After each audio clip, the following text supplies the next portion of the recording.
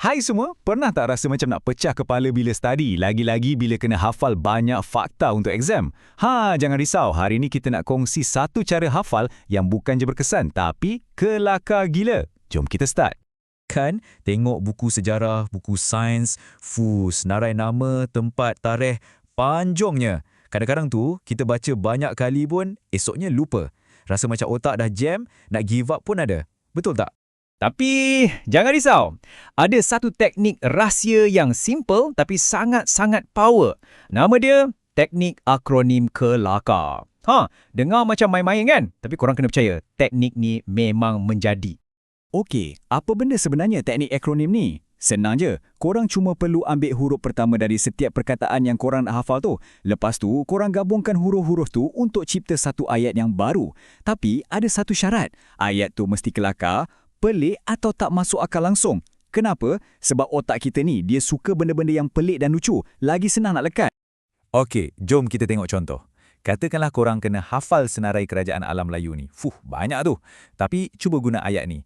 Fatimah cuba kahwin Khani sebab ada manisnya. Nampak tak? Setiap huruf pertama perkataan tu mewakili satu kerajaan. F untuk Funan, C untuk Champa, K untuk Kedah Tua dan seterusnya.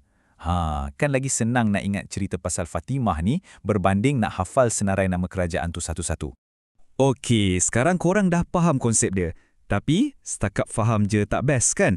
Apa kata kita jadikan benda ni satu permainan memori yang memang seronok? Jom kita cuba. Apa kata korang ajak kawan-kawan sekelas buat aktiviti ni? Buat satu pertandingan ayat paling pelik. Tengok siapa yang boleh cipta akronim paling kreatif, paling gila dan paling tak masuk akal. Dialah juara memori. Cara nak main pun senang gila. Mula-mula, pilih satu senarai fakta yang korang nak hafal. Contohnya, warna pelangi. Lepas tu, dalam kumpulan, cuba reka ayat paling kelakar yang korang boleh fikir. Dan yang terakhir, bentangkan hasil ciptaan korang dekat kelas dan undi ayat siapa yang paling power dan senang nak ingat. Cuba bayangkan kalau cikgu korang sendiri yang anjurkan pertandingan ni. Macam dalam slide ni, kumpulan paling kreatif, cikgu bagi hadiah. Wah, mesti lagi semangat gila kan? Belajar pun terus jadi seronok bila ada hadiah dan boleh gelak-gelak dengan kawan-kawan.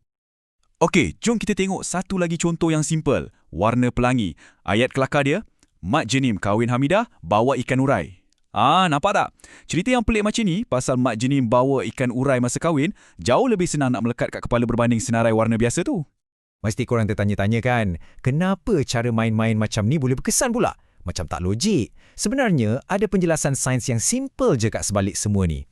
Jawapannya sangat mudah. Bila kita belajar sambil rasa seronok dan ketawa, otak kita akan keluarkan satu bahan kimia gembira. Bahan kimia ni lah yang tolong kuatkan memori kita. Jadi fakta yang kita belajar masa tengah happy tu akan melekat dengan lebih kuat. Ringkasnya, gelak-gelak tu sebenarnya tengah tolong kita hafal.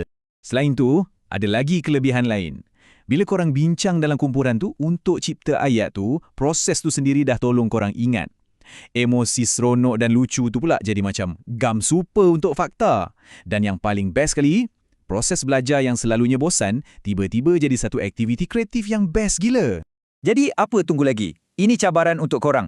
Cuba ambil satu topik yang korang rasa susah nak hafal, cipta satu akronim paling kelakar yang korang boleh fikirkan dan kongsi dengan kawan-kawan. Mana tahu, ayat gila-gila yang korang cipta tu boleh bantu satu kelas skor A untuk exam nanti. Selamat mencuba dan selamat bergelak ketawa sambil belajar.